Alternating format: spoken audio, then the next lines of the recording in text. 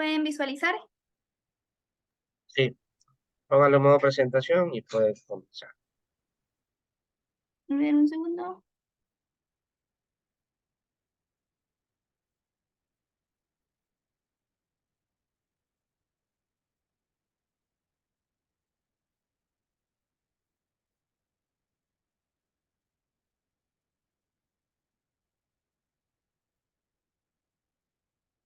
Buenos días con todos. Mi nombre es Sara Valentina Zambrino Funes. Recientemente me acabé de titular en la Universidad Estatal Península de Santa Elena con una licenciatura de Pedagogía en el idioma inglés. El objetivo de compartir este tema por el cual me uní a este congreso es porque durante mi experiencia o pequeñas prácticas laborales dentro del ámbito educativo, me sentí muy interesada sobre cómo aprenden los niños el idioma inglés, porque está muy involucrada la neuroplasticidad y el neuroaprendizaje, y es algo que quería compartir para de cierta forma generar la curiosidad en los educadores enfocados en este ámbito. Mi tutora no puede estar aquí porque está en una reunión de trabajo, así que yo únicamente llevaré la ponencia por el día de hoy. Bueno, sin más, empezamos. Un segundo. Ya. Empezamos con la definición y la vinculación de estos conceptos. Como saben, desde la creación de la pedagogía de la mano de Comenius, existe un debate abierto respecto a esto, debido a que los estudios no han encontrado un punto de equilibrio acerca de lo que es un sistema pedagógico. Por eso es que existen tantos modelos, que el modelo tradicional, que el modelo constructivista, incluso el modelo de la pedagogía feminista que se dio después de la primera ola del feminismo. Entonces, para muchos la pedagogía es un sentido general de la educación, para otros es un proceso docente educativo, para otros es el estudio del proceso de aprendizaje y para otros es el PEA, que es el proceso de educación acelerada. Pero sin más, a mí siempre me gusta una cita de un autor que se llama Lemus, que dice que la pedagogía es el estudio intencionado y sistemático, junto con el tratamiento y la solución para los problemas del sistema educativo. Entonces llega Gerard Frey en 1988 y dice, ¿sabes qué? Esto se ha dicho durante generaciones, yo quiero saber cómo aprende mi cerebro, porque se ha hablado durante siglos que la pedagogía se usa para que el estudiante se adapte a la sociedad, que es algo que se viene diciendo desde la revolución industrial. Entonces, él llega y propone y quiere conocer los procesos cerebrales, cognitivos y fisiológicos del aprendizaje. Entonces, entra la neuroeducación dándole una validación a la pedagogía y mezclándola con otras ciencias como es la psicología para darle una verificación científica. La neuroeducación en sí pone de mano amiga a la ciencia para darle validez a todas las teorías que se vienen estudiando durante los siglos pasados. Y de ahí entra estas disciplinas como el neuroaprendizaje, que básicamente estudia los procesos de aprendizaje a través de la pedagogía y la psicología, nos permite conocer los mecanismos que se marchan dentro de nosotros junto con las funciones del sistema nervioso que juegan un papel importante en el proceso de aprendizaje. Y aquí es donde entra la neuroplasticidad, que hace una apología o una metáfora a la plastilina, es decir, que moldea y crea. Algo, bueno, un mito bastante común que se tenía a los inicios de las investigaciones de la neuroplasticidad es que únicamente los niños podrían crear neurogénesis, o sea, crear nuevas neuronas para un mejor conocimiento, pero no, es algo que está a lo largo de nuestra vida porque el ser humano está en constante aprendizaje hasta el día de su muerte. Sin más, continuando con la neurodidáctica, esta disciplina estudia toda la parte metodológica, por así decir, del campo educativo, las estrategias, los currículums, y los pone encima de la mesa para que el profesor tenga de cierta forma un mayor enfoque dinámico durante esto y pueda enfocarlo de manera didáctica y eficaz con el estudiante, en este caso con los infantes.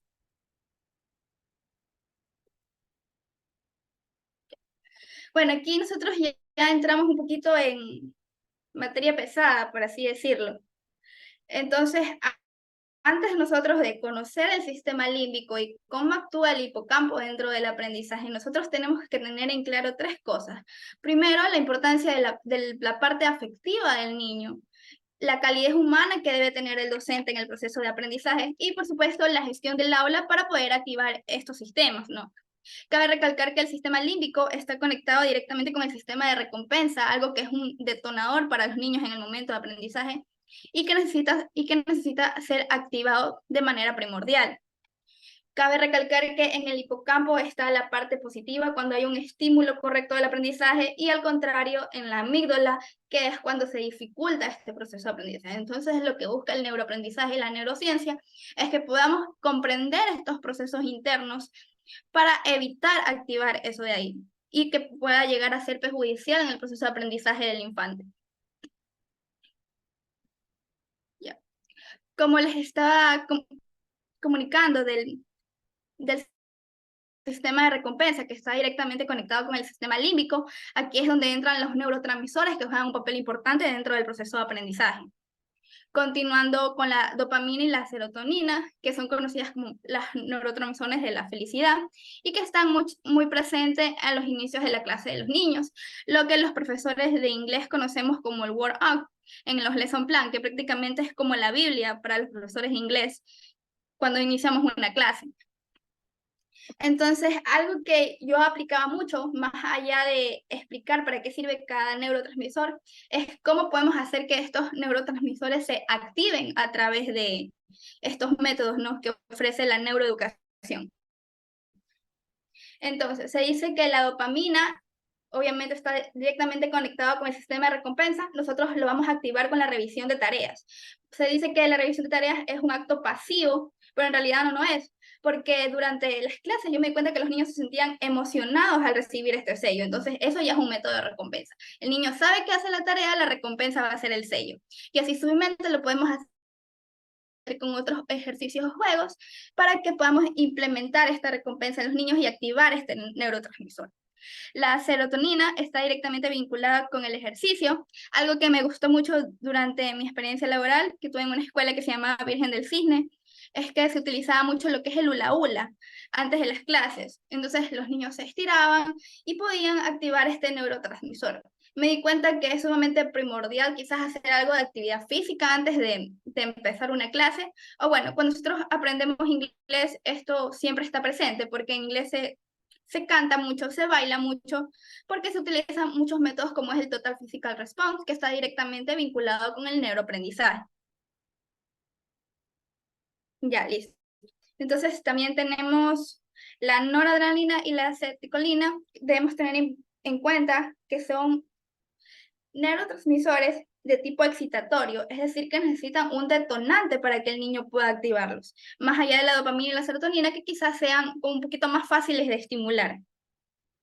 Y esto directamente es técnica. Nosotros necesitamos tener una buena planificación curricular, conocer a nuestros estudiantes, es decir, la noradrenalina y la aceticolina no es algo que se vaya a activar quizás a la primera clase, porque nosotros como docentes recién estamos conociendo a nuestro grupo de niños. Recordemos que podemos cambiar, quizás en un curso sean más introvertidos o quizás en el otro ellos hablen más, entonces ahí como que el docente va planeando qué me funciona con este grupo o qué me funciona con el otro grupo. Algo que yo utilizaba mucho, bueno, yo aparte de ser docente bailo belly dance, que es una danza. Algo que hacíamos mucho es hacer este trajecito que lleva piedras y activamos la parte motriz del niño y automáticamente teníamos la atención de este niño con esto. Y por consecuencia teníamos unos grados altos de aceticolina para que el niño pueda prestar atención a lo largo de la clase. Y por qué no también aprender un poquito de cultura respecto a esto. También utilizábamos bandas para hacer competencias de estiramiento, aunque esto más se vio en la aplicación para estimular la serotonina, desde un pequeño ejercicio, antes de que empezábamos a aprender el vocabulario, que nos ayudaban a mejorar el proceso de aprendizaje, porque sabemos que el bien común de todo esto es la praxis docente al final de todo. Aquí esto es una pequeña imagen que quería compartirles sobre el tacto del niño, o sea, de lo complejo que es. Y creo que entenderlo quizás de una forma más científica o memorizarla de cierta manera nos va a ayudar a entender cómo las habilidades motrices impulsan el desarrollo del niño. Aquí vemos todos los impulsos nerviosos y que son todos los neurotransmisores que había mencionado antes, y esto simplemente es el tacto de un niño. O sea, cuando el niño está jugando con la plastilina o está cogiendo una lentejita, todos estos componentes están actuando dentro del cuerpo del niño, en solo el tacto. O sea, ni siquiera son los procesos del sistema límbico, es simplemente el tacto. Y ya.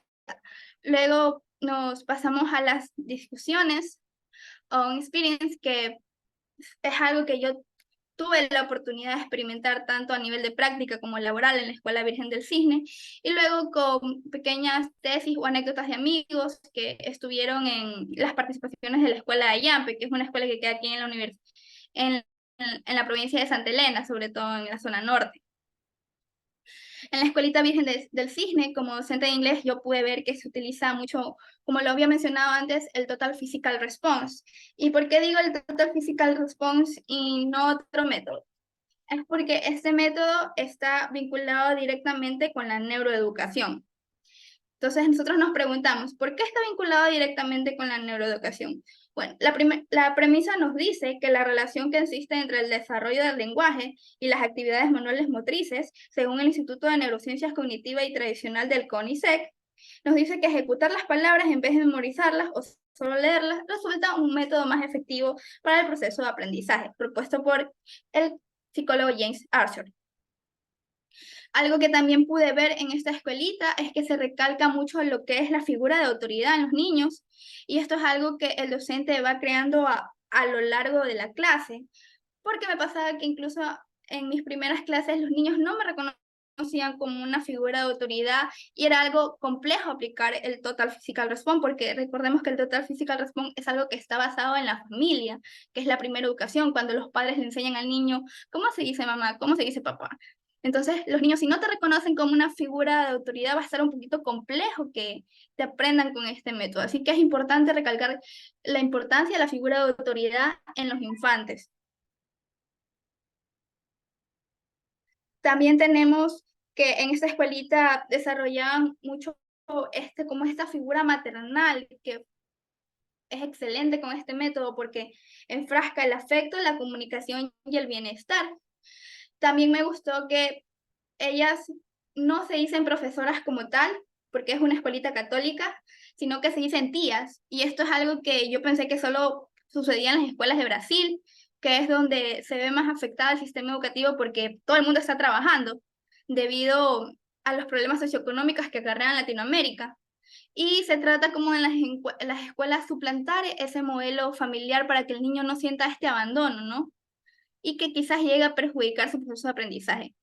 Y esto es algo que nunca lo había visto, porque he estado en otras escuelas de maneras prácticas, pero lo llegué a ver aquí, en esta Escuela Virgen del Cisne en Santa Elena.